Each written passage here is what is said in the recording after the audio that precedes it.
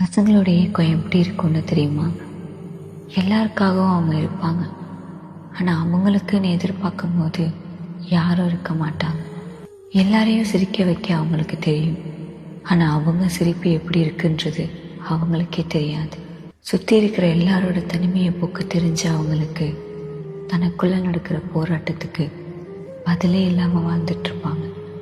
இப்படி இருக்கிறதுனால பசங்களுக்கு ஃபீலிங்ஸ் இல்லைன்னு கிடையாது. அவங்க ஏக்கத்தை வெளியில் காட்ட தெரியாமல் இருப்பாங்க. பசங்க காசுக்காகவோ பொருளுக்காகவோ ஏங்க மாட்டாங்க.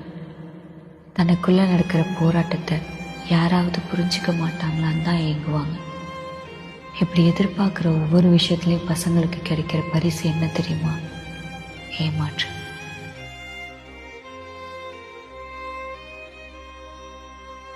பசங்களோட ஏக்கம் எப்படி இருக்கும்னு தெரியுமா? எல்லாருக்காகவும் அவங்க இருப்பாங்க.